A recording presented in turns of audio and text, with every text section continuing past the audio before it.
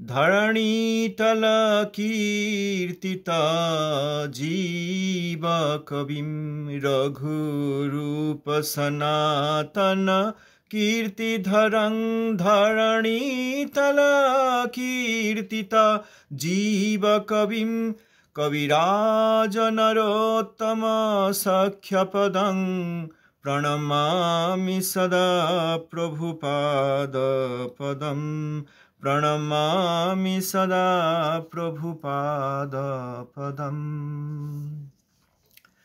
सरस्वती नाम जगत्प्रसिद्धं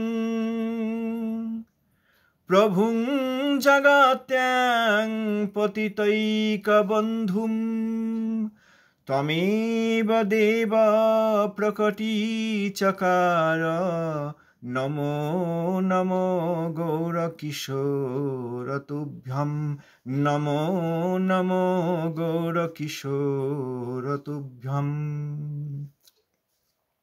पतित पावन श्री गुरु महाराज जी की जय। अष्टोत्तर शत शिला भक्ति सिद्धांत सरस्वती गोस्वामी ठाकुर जी की जय। श्री सरस्वती अनुग दशमदस्थन आचार्य वैष्णव वैष्णववृंद की जय। परमहंस कुलोचुरामणि श्रील गौरकिशोर दास भजी महाराज की जय। श्री शिला सच्चिदानंद भक्त ठाकुर महाराज की जय। श्री रूपानुग आचार्य की जय। भद्रानंदी समागत भक्तवृंद की जय। আমরা এই যে প্রণাম মন্ত্র অষ্টকাদি পড়ি, এখানে যেসব কথা রয়েছে আমরা নিশ্চিত যে অনেকেই আমরা এগুলি শুনিনি বা অনেকে শুনেও সেইগুলোর কখনো অর্থ অনুধাবনের চেষ্টা করিনি। এই যে আমরা পড়লাম রঘুরূপ সনাতন কীর্তিধরং, রঘুরূপ সনাতন অর্থাৎ শিল রূপ গোস্বামীপাদ, সনাতন গোস্বামীপাদ, রঘুনাথ দাস গোস্বামীপাদ আদি সরগোস্বামীগণ তাঁদের কীর্তি ধারণ করেন যিনি। ধরণীতল কীর্তিত জীব কবিম, এই ধরণীতে যিনি কবিশ্রেষ্ঠ জীব গোস্বামীপাদের প্রতিভু, তাঁকে জীব গোস্বামীপাদেরই আর এক রূপ বলা হয়। কবিরাজ নরোত্তম সখ্যপদং, শ্রী চৈতন্য চরিতামৃতাকার শ্রীশ্ল কৃষ্ণদাস কবিরাজ গোস্বামীপাদ, শ্রীশ্ল নরোত্তম দাস ঠাকুর মহাশয় এনাদের সখ্যপদং, অর্থাৎ এনাদের ভাবের সঙ্গে যার সখ্যতা রয়েছে, অর্থাৎ এনাদেরও প্রতিনিধি সেই প্রভুপাদ ছিল সরস্বতী গোস্বামী ঠাকুরকে আমি প্রণাম করি, সর্বদা প্রণাম করি।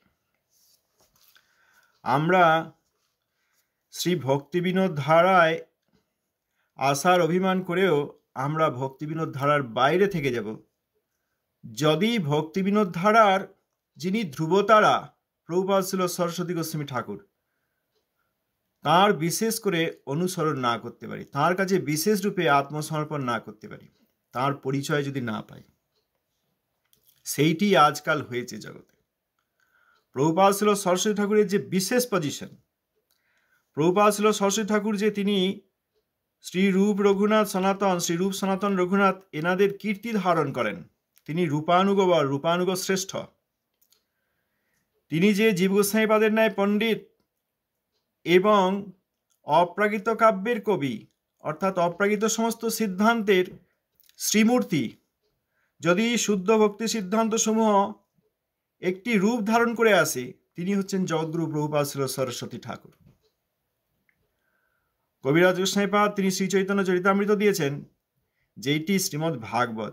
যা হোক ভাগবত পড়ো বৈষ্ণবের স্থানে এই কথার অর্থ অনুসন্ধান করি এবং অনুসরণ করি, তাহলে দেখা যাবে কবিরাজ গোস্বামীপাদ যেভাবে শ্রীমদ্ ভাগবত বলেছেন, অর্থাৎ শ্রী চৈতন্য চরিতামৃত প্রকাশ করেছেন, আর শ্রী নরোত্তম দাস ঠাকুর মহাশয় যার জন্য মহাপ্রভু প্রেম রেখে গেলেন খেতড়িতে পদ্মা তীরে, সেই নরোত্তম দাস ঠাকুর মহাশয় তাঁদের সখ্যপদম অর্থাৎ ওই একই রূপ প্রভুপাদ ছিল সরস্বতী ঠাকুর।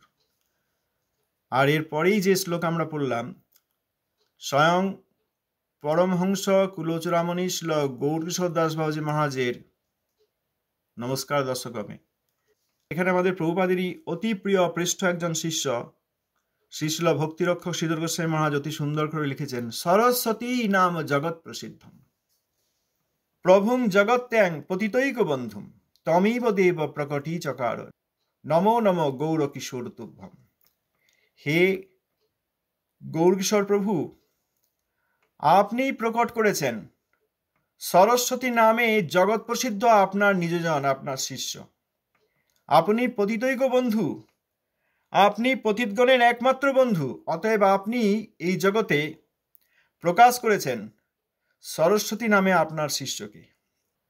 পরমহংস কুলচূড়ামণি শ্রীল বাবাজি মহারাজের নমস্কার দশকমে তাঁর শিষ্যের যে মহিমা সেইটিও প্রকাশ পেয়েছে, এটি স্বাভাবিক।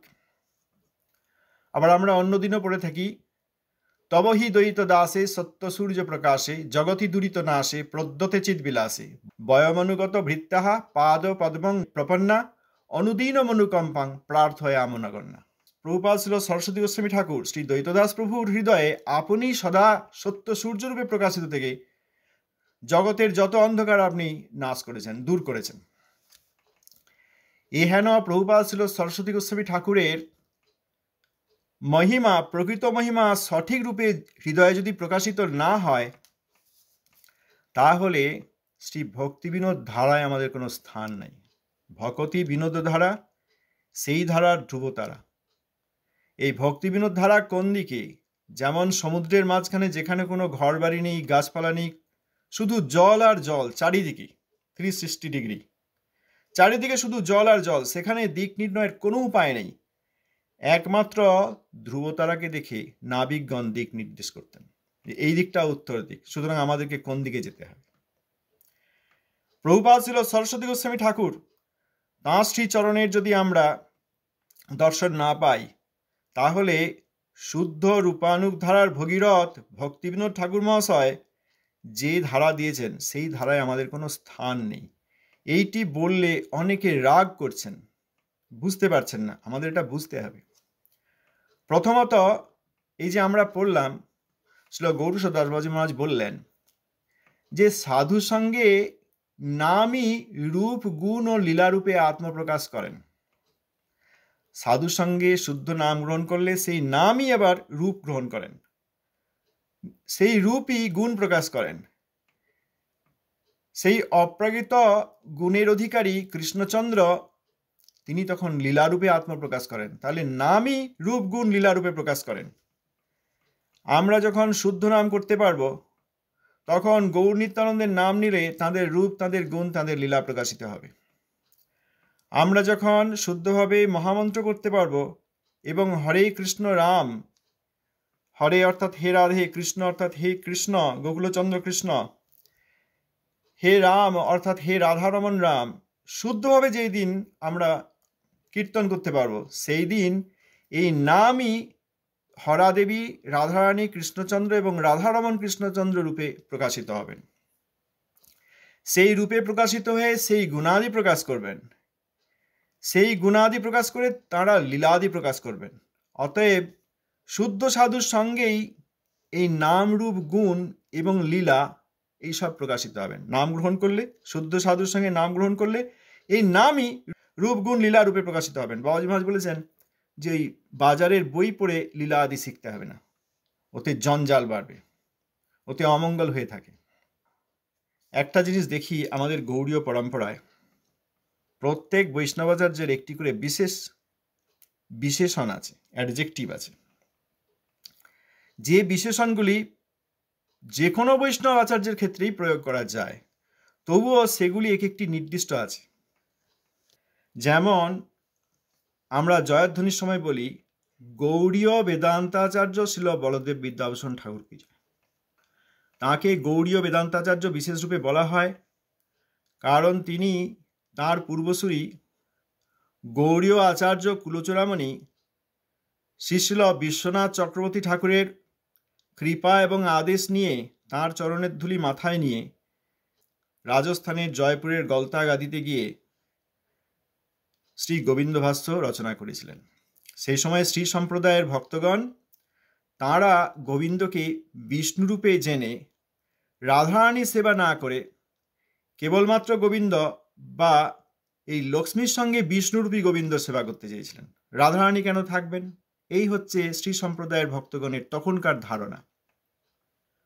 এবং গৌড়ীয় বৈষ্ণবতা কোনো পরম্পরা নয়, কারণ তাদের কোনো ভাষ্য নেই।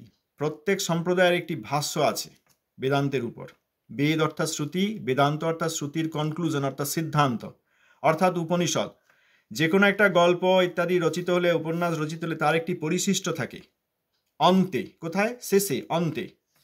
সেই পরিশিষ্টে লেখা থাকে যে সমগ্র ঘটনাটির দ্বারা লেখক বা লেখিকা কি বলতে চেয়েছেন, সিদ্ধান্তটি কি। সেই রকম বেদান্ত শব্দ আমরা অনেকেই শুনেছি, কিন্তু বেদান্তের অর্থ এই যে শ্রুতিসমূহের যেসব সিদ্ধান্ত সেইগুলি কোথায় আছে। শ্রুতির ঘটনাগুলি, শ্রুতির যেসব বাক্য সেইগুলিকে বুঝিয়ে দেওয়ার জন্য পুরাণ রয়েছেন, কারণ তারা পূর্ণ করেছেন, শ্রুতির অর্থকে পূর্ণ করেছেন পুরাণ। আর শ্রুতির অর্থের যে কনক্লুশন, যে সিদ্ধান্ত অন্তে যা পাওয়া যায়, অর্থাৎ সমগ্র শ্রুতি অনুধাবন করলে যে বিষয়ে সিদ্ধান্তে উপনীত হওয়া যায়, সেইটি হচ্ছে বেদান্ত, সেইটি উপনিষদ। তাহলে গৌড়ীয় বেদান্ত অর্থাৎ বেদান্তের যে ভাষ্য অর্থাৎ কমেন্টারি, বেদান্তের ভাষ্য লিখেছেন। গৌড়ীয় বৈষ্ণবতার যে ভজনাদর্শ, তার সিদ্ধান্তসমূহ কি, সেইটি হচ্ছে লিখেছেন ইনি ভাষ্যে, শ্রীল বলদেব বিদ্যাভূষণ ঠাকুর। এই জন্য তাকে বলা হয় গৌড়ীয় বেদান্তাচার্য, গৌড়ীয় বেদান্তাচার্য। তাহলে অন্যান্য আচার্যগণ কি গৌড়ীয় বেদান্ত জানেন না? তাঁরাও জানেন। কই, তাদেরকে তো সাধারণত গৌড়ীয় বেদান্তাচার্য বলা হয় না। সকলেই গৌড়ীয় বেদান্তাচার্য। গৌড়ীয় বেদান্ত অর্থাৎ গৌড়ীয় সিদ্ধান্তসমূহ অর্থাৎ শ্রুতিসমূহের সিদ্ধান্ত গৌড়ীয়গণের ভজনে কিভাবে প্রয়োগ করা হয়, সেই সিদ্ধান্ত তো সকলেই জানেন, সব মহাবৈষ্ণবাচার্যই জানেন। কিন্তু তাদের কারোর নামের আগে গৌড়ীয় বেদান্তাচার্য সাধারণত বলা হয় না, কারণ এই বিশেষ উপাধিটি শ্রীল বলদেব বিদ্যাভূষণ ঠাকুরের জন্য সংরক্ষিত আছে, কারণ তিনি আর সকলের মধ্যে এই জিনিসটি করেছেন, এই গৌড়ীয় ভাষ্য লিখেছেন। সেই রকমই শ্রীল জগন্নাথ দাস বাবাজি মহারাজের নামের আগে বলা হয় বৈষ্ণব সার্বভৌম, শ্রী বৈষ্ণব সার্বভৌম। তো গৌড়ীয় বৈষ্ণব আচার্য কে বৈষ্ণব সার্বভৌম নন? সকলেই বৈষ্ণব সার্বভৌম। তবুও শ্রীল জগন্নাথ দাস বাবাজি মহারাজের বিশেষ বিশেষ বিশেষণ হিসাবে বলা হয় শ্রী বৈষ্ণব সার্বভৌম জগন্নাথ দাস বাবাজি মহারাজ কি চায়। তেমনি শ্রীল ভক্তিবিনোদ ঠাকুর মহাশয়, তাঁর নামের আগে কি বলা হয়? শ্রী সচ্চিদানন্দ ভক্তিবিনোদ ঠাকুর মহাশয় কি জয়। সচ্চিদানন্দ মানে কি? যিনি অপ্রাকৃত, সৎ, চিত এবং আনন্দ, প্রাকৃত নন, অপ্রাকৃত। সচ্চিদানন্দ এই শব্দের, এই বিশেষণের একটি বিশেষ অর্থ আছে, এবং সেইটি শ্রীল ভক্তিবিনোদ ঠাকুরের নামের আগে প্রকাশিত হয়। সুতরাং শ্রী সচ্চিদানন্দ বললেই আমরা জানি, ও ইনি শ্রীল ভক্তিবিনোদ ঠাকুর মহাশয়ের নাম বলেছেন। যারা শুদ্ধভাবে ভজন করেন তারা শ্রী ভক্তিবিনোদ ঠাকুরের রূপ সেখানে দর্শন করতে পারেন। শ্রীল ভক্তিবিনোদ ঠাকুর মহাশয়ের যেসব গুণাবলী সেইগুলি দর্শন করতে পারেন, কারণ রূপের সঙ্গে সঙ্গে আসে গুণ। এবং তাঁর যেসব লীলা, পাষণ্ড দলন লীলা, অপসিদ্ধান্ত ধান্তকারী যে লীলা, এই বিষকিষণ আদি তথাকথিত যোগীদের যে কৃষ্ণ সেজে অভিজাত সম্প্রদায়ের মহিলাগণের সঙ্গে রাস নৃত্য করব এই ধারণা করেছিলেন, সেই বিষকিষণকে তিনি বন্দী করেছিলেন। এই সব লীলা, বিভিন্ন গ্রন্থাদি সিদ্ধান্ত তাৎপর্যপূর্ণ গ্রন্থ এবং পদাবলী রচনা, এই সমস্ত লীলা প্রকাশ হয়। তাহলে সচ্চিদানন্দ বললেই আমরা জানি, ও ঠাকুর মহাশয়ের নাম আসছে, এবং তিনি এইরকম এত সুন্দর রূপ শ্রী ভক্তি বিনোদ ঠাকুর, তিনি শ্রী শ্রী গৌরসুন্দরের আবির্ভাব স্থান আবিষ্কার করেছেন, হয় না? সচ্চিদানন্দ ভক্তিবিনোদ ঠাকুর। তাহলে সচ্চিদানন্দ কি অন্য আচার্যগণ নন? তারা কি প্রাকৃত? না, তারা প্রাকৃত নন, তারাও অপ্রাকৃত, তারাও সচ্চিদানন্দ। কিন্তু আমরা সাধারণত বলি না যে সচ্চিদানন্দ আরেকজন আচার্য, তাঁর জয়, যদিও তারা সচ্চিদানন্দ। কারণ এই বিশেষণটি, অপ্রাকৃত বিশেষণটি তার জন্য সংরক্ষিত। এ কোনো লোকে দেয়নি, কোনো লোকে নাম দেয়নি, কোনো লোকে গৌরসুন্দরের নাম নিমাই দেয়নি, তার পার্শ্বদগণ দিয়েছেন। নিমাই নাম দিয়েছিলেন, বিশ্বম্ভর নাম দিয়েছিলেন, তার পার্শ্বদগণ দিয়েছেন। আবার অনেক ক্ষেত্রে আচার্যগণ বিভিন্ন স্থানে গিয়ে একটি উপাধি পান, বলে ওইখানে এই হয়েছিল, তাঁরা এই নামটি দিয়েছেন। মোটেই তা নয়, এইগুলি তাদের নিত্য নাম।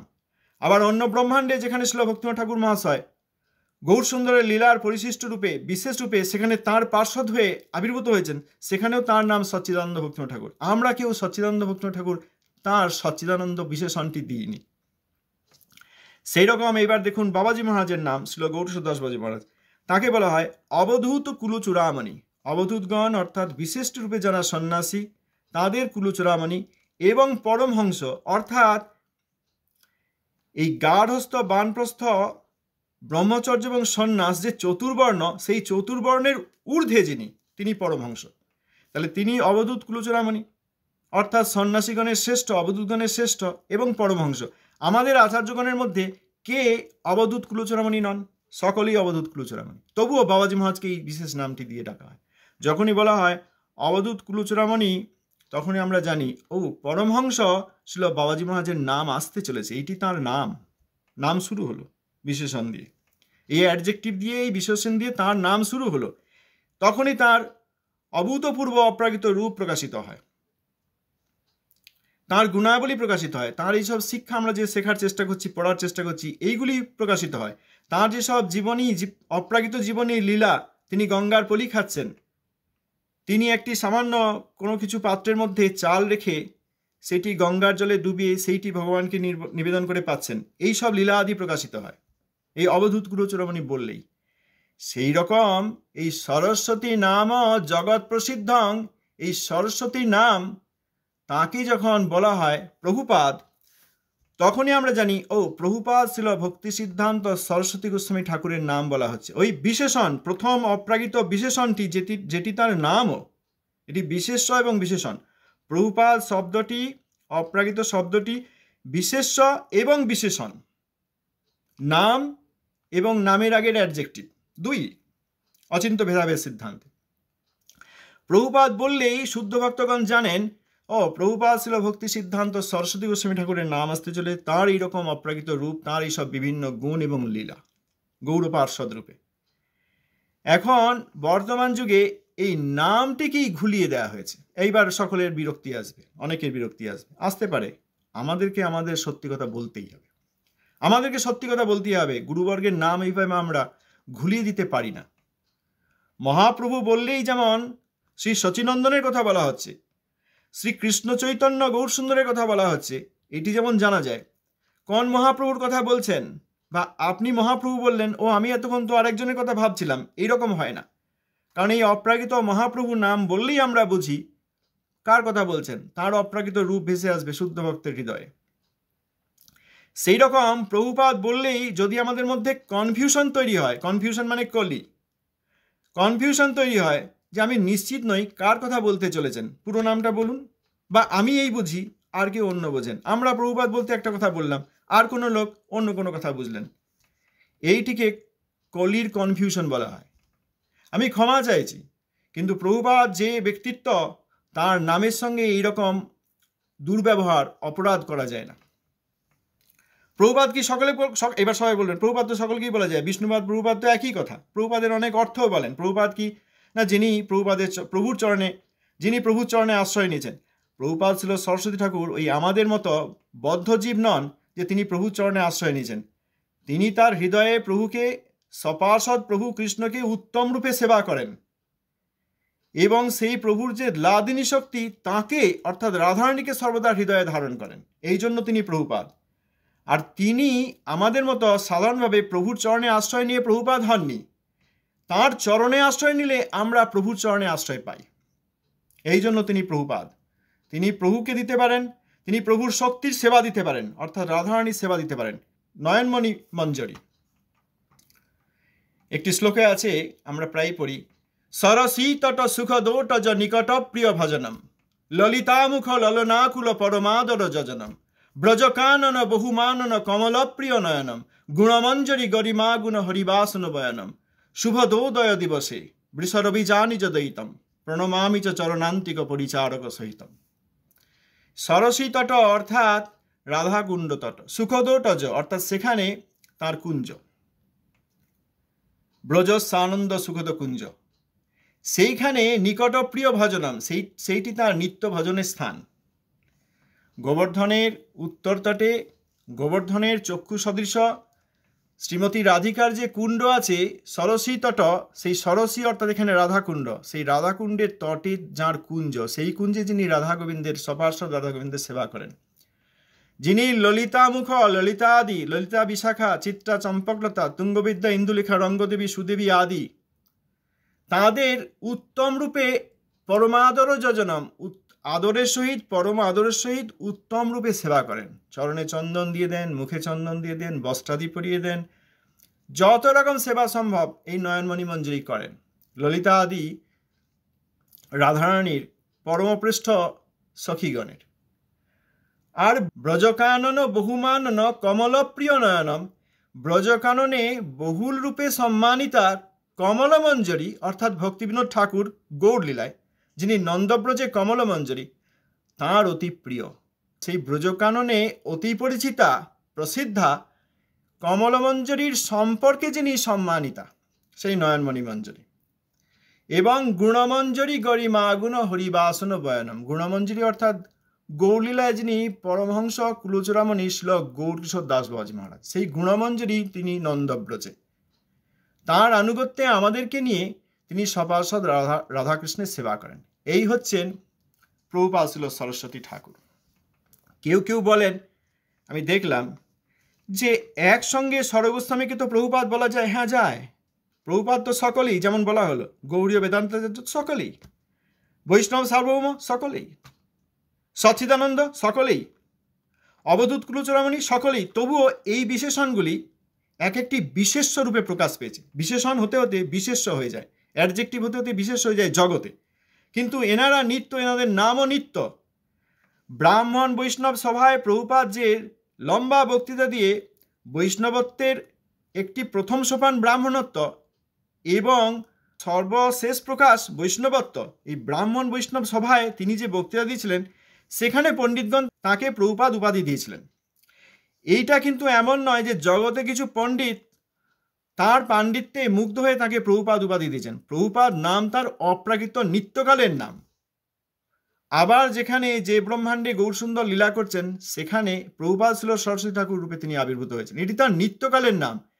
এটি আমরা দিইনি, পণ্ডিতরা দেয়নি, এই দেশের লোক দেয়নি, ওই দেশের লোক দেয়নি, সনাতন ধর্মের লোকেরা দেয়নি, অন্য ধর্মের লোকেরা দেয়নি। এটি তার নিত্য নাম, প্রকাশিত হয়েছে। যেমন কাটোয়ায় কণ্টকনগরে সচিনন্দন গৌরসুন্দরের শ্রীকৃষ্ণ চৈতন্য নাম প্রকাশের স্থান। যদি কেউ কাটোয়া যান সেখানে দেখতে পাবেন, ওইখানে লেখা আছে শ্রীকৃষ্ণ চৈতন্য নাম প্রকাশের স্থান। এই কথাগুলি লেখা আছে, গেলে একবার কেউ ভালো করে দেখে নিতে পারেন। অর্থাৎ শ্রীকৃষ্ণ চৈতন্য নাম সেখানে প্রকাশিত হয়েছিল, তার আগে প্রকাশ হয়নি।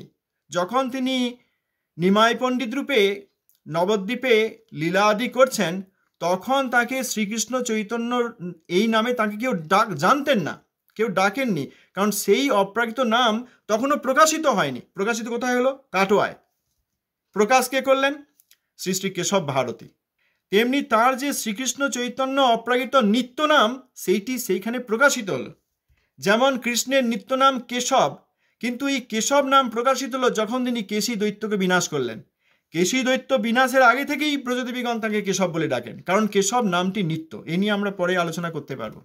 এখানে প্রভুপাদ নামটিও নিত্য, এখানে কেউ তাকে সেই নাম দেননি। হ্যাঁ, ব্রাহ্মণ বৈষ্ণব এই আলোচনা সভায় তার পাণ্ডিত্য দেখে অনেকে তার নাম প্রভুপাদ বললেন, পণ্ডিতগণ এই নাম তাকে দেননি, তার প্রভুপাদ নাম সেখানে প্রকাশিত হলো। নাম দেওয়া আর প্রকাশিত হওয়ার মধ্যে পার্থক্য আছে। আমাদের এখানে দেওয়া হয়, কেউ জন্মালে তাকে একটা নাম দেওয়া হয়, কারণ প্রাকৃত শরীরধারী জীব কোনো নাম নিয়ে আসেনি, তার কোনো নিত্য নাম নেই। একটি জড় নাম দেওয়া হয় এই শরীর পর্যন্ত, এই শরীর চলে গেলে সেই নাম আর সেই শরীর কিছুই থাকে না। কিন্তু অপ্রাকৃত প্রভুপাদ, তার নাম নিত্য নাম সেখানে প্রকাশিত হয়েছে। এই প্রকাশিত হওয়া নামকে আমরাও তাহলে নাম দিয়ে দেবো, তা হয় না। তাহলে কেউ কেউ বলেন সরগোস্বামী তো একসঙ্গে প্রভুপাদ বলা যায়। হ্যাঁ যায়, প্রভুপাদগণ, রূপ গোস্বামী প্রভুপাদ, সনাতন গোস্বামী প্রভুপাদ, সকলেই প্রভুপাদ। আরে তাঁরা একই পর্যায়ের সরগোস্বামী, একই লেভেলের, তাদের সবাইকে প্রভুপাদ বলা হয়। আবার কেউ কেউ বলবেন তাহলে স্বামী মহারাজ আর প্রভুপাদকে একসঙ্গে প্রভুপাদ বলা যায় না কেন? না, যায় না, যায় না, তাদের নামটি ঘুলিয়ে দেওয়া হচ্ছে। গৌরসুন্দরকেও মহাপ্রভু বলবো, আবার রূপ গোস্বামীপাদকেও মহাপ্রভু বলবো।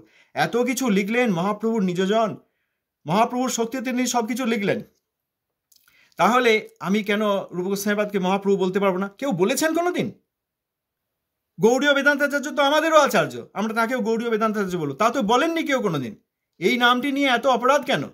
তাদের জবাবে বলি যে স্বর গোস্বামী সকলকেই প্রভুপাদ বলা যায়, কিন্তু শিল প্রভুপাদ সরস্বতী গোস্বামী ঠাকুরের এখানে একটি বিশেষ মাহাত্ম্য থাকায় তিনি এবং তাঁর জনের মধ্যে, তাঁর গণের মধ্যে, তাঁর শিষ্যগণের মধ্যে তিনিই প্রভুপাদ।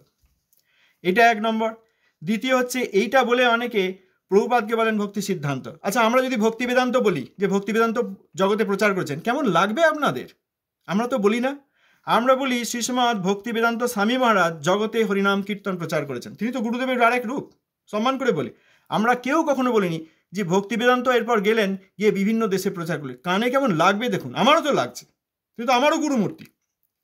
সেই রকম প্রভুপাদ ছিল সরস্বতী ঠাকুরকে এহেন এই সরস্বতী তট সুখদট বা সরস্বতী নাম জগৎ প্রসিদ্ধং, এইসব শ্লোকের মাধ্যমে গুরুবর্গগণ তাঁর যে পরিচয় দিয়েছেন, তাকে কেবল ওই ভক্তি সিদ্ধান্ত বলা যায় না। আপনারা বলছেন, এইটা বলতে গেলে বলবেন না আমরা তো দুজনকেই বলছি, তারপর আবার পরবর্তীকালে দেখবেন না আর বলছেন না। আমার কাছে প্রমাণ আছে, আমি একটা দেব। রাধাকুণ্ডে 3 গোস্বামীর যেখানে স্থান, সেখানে লিখেছে ভক্তি সিদ্ধান্ত সরস্বতী ঠাকুর অ্যান্ড তারপর এই প্রভুপাদ বলেছিল স্বামী মহারাজের নাম। কই, এখানে তো প্রভুপাদের নামের আগে বা পরে প্রভুপাদ বলেননি। এই সব রাজনীতি দেশ বিদেশের লোকেরা করছেন, এগুলি বন্ধ করুন। অপ্রাকৃতদের রাজনীতি চলে না। এখানে শুদ্ধান্তকরণে শরণ নিতে হয়, আশ্রয় নিতে হয়। আচ্ছা, যারা ছিল স্বামী মহারাজকে প্রভুপাদ বলতে চান, তারা কি তাঁর আর সব গুরু ভাইদের বলবেন প্রভুপাদ? না, বলবেন না, বলেন না তো। তার মানে আর সব গুরু ভাইদের মধ্যে তিনি শ্রেষ্ঠ, এই প্রচার করতে গিয়ে সকলেই শ্রেষ্ঠ। আমাদের এখানে 5টি সন্তান থাকলে আমরা একটি সন্তানকে বেশি ভালো, 2 নম্বর সন্তানকে কেউ বেশি ভালোবাসেন, কনিষ্ঠ সন্তানকে কেউ বেশি ভালোবাসেন। গুরুবর্গের মধ্যে সেরকম নয়। প্রভুপাদের সব শিষ্যগণ প্রত্যেকেই শ্রেষ্ঠ, প্রত্যেকেই সুপারলেটিভ। এই জগতে সুপারলেটিভ অনেকের মধ্যে একজন, আর অপ্রাকৃত সুপারলেটিভ সকলেই, সকলেই শ্রেষ্ঠ এবং সকলেই শ্রেষ্ঠ। সুতরাং আপনারা তো আর সকল আচার্যকে শ্রেষ্ঠ বলেন না, প্রভুপাদ বলেন না, এটা একটি ভুল। শ্রীল ভক্তিনাথ ঠাকুর মহাশয় বলেছেন, আমরা আগেও আলোচনা করেছি, যে শুদ্ধ বৈষ্ণব 4 প্রকারে জগতে আলোক বিস্তার করেন। কোনো কোনো মহাবৈষ্ণব তারা শুদ্ধ ভক্তির গ্রন্থাদি কেবল রচনা করেন, কোনো কোনো শুদ্ধ বৈষ্ণব তারা ভক্তি গ্রন্থের সিদ্ধান্ত নির্যাসমূহে পদাবলী রচনা করেন, কোনো কোনো বৈষ্ণব জগতে নাম প্রেম প্রচার করেন, কোনো কোনো বৈষ্ণব কেবল নিজে ভজন করে নিজের পবিত্র চরিত্রের দ্বারা এই জগতে সনাতন ধর্ম আলোক প্রকাশ করে থাকেন। তাহলে এই 4 জনের মধ্যে যিনি নাম প্রেম প্রচার করেছেন তাকে আমরা বিশেষ বলবো, আর যিনি কেবল নিজে ভজন করে জগতের মঙ্গল করেছেন একই রূপে, তাকে আমরা প্রভুপাদ বলবো না, বিশেষ বলবো না। এ বললে অপরাধ হয়। তাহলে প্রথমত হচ্ছে প্রভুপাদকে ভক্তি সিদ্ধান্ত বলেন, স্বামী মহারাজকে প্রভুপাদ বলেন। দ্বিতীয়ত হচ্ছে স্বামী মহারাজকে প্রভুপাদ বলেন, তার গুরু ভাইদেরকে সমান জ্ঞানে সম্মান করেন না, বলে তারা যে যার ক্যাপাসিটি অনুসারে করেছেন, they have preached according to their capacity. এটা বড় অপরাধজনক। তারা তাদের সামর্থ্য অনুযায়ী প্রচার করেছেন, মানে তাদের সামর্থ্য কম, কারণ আমরা দেখছি তারা কম প্রচার করেছেন। এত বড় অপরাধ হয় না। They all have preached according to their own capacity. এর চেয়ে বড় অপরাধ হয় না। তারা যদি কেউ নিজ পবিত্র চরিত্র জগতে প্রকাশিত রেখে কেবল ভজন করেন, পৃথিবী দেবী তাকে মুকুটের মণি করে রাখেন। আমরা না বুঝতে পারি, আমরা নিরক্ষরের দল, অপসিদ্ধান্তের দল, অপসম্প্রদায়ের দল। এটা অপসম্প্রদায়িত হচ্ছে। তাহলে প্রথমত প্রভুপাদ নাম, দ্বিতীয়ত হচ্ছে স্বামী মহারাজের অন্যান্য গুরুভাইকে প্রভুপাদ বলা হয় না, কারণ অন্যান্য গুরুভাই কেউ প্রভুপাদ নাম নেবেন না। তারা এইরকম মহাবৈষ্ণব, এমন শিষ্য যে গুরুদেবকে প্রভুপাদ বলে ডাকবেন। আর কে কি বলেছেন আমরা জানি না।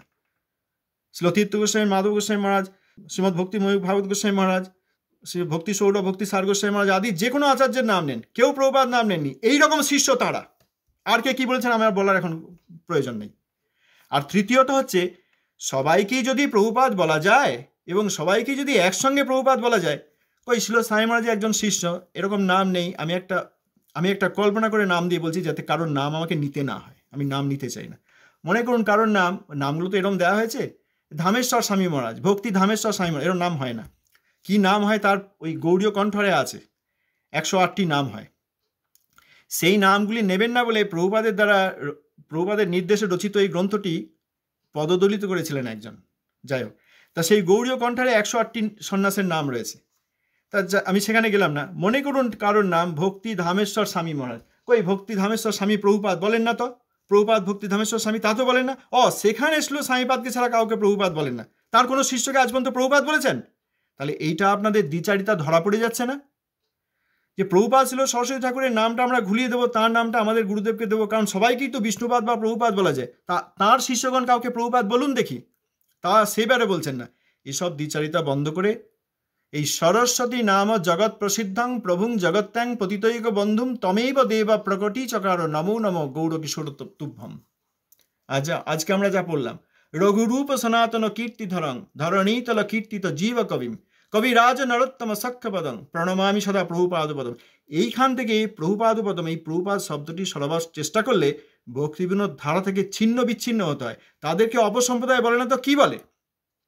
উপসম্প্রদায়, সম্প্রদায় থেকে প্রথমে উপসম্প্রদায়, অর্থাৎ সম্প্রদায়ের কিছু নিয়ম মেনে তাদের থেকে বেরিয়ে যাওয়া হয়, আর উপসম্প্রদায় পরে অপসম্প্রদায় হয়। একটা ঘর যেমন ভেঙে যায়, বড় একান্নবর্তী পরিবার যেমন ভেঙে যায়, তখন কিছু ছেলে মেয়ে তারা আলাদা হয়ে যায়, তখনও তারা বাবা ঠাকুরদার সম্পর্ক রাখে, তারপরে কিছুদিন পর আর সম্পর্ক থাকে না। তাহলে প্রথমে কি হয়, একটা বড় একান্নবর্তী পরিবার ভাঙে, তারপর বিভিন্ন ছোট ছোট পরিবার হয়, তখনও কিছু সম্পর্ক থাকে, একটা উপপরিবার তৈরি হয়, পরে এই উপপরিবারগুলি আর কেউ কাউকে চেনে না, তখন অপপরিবার তৈরি হয়।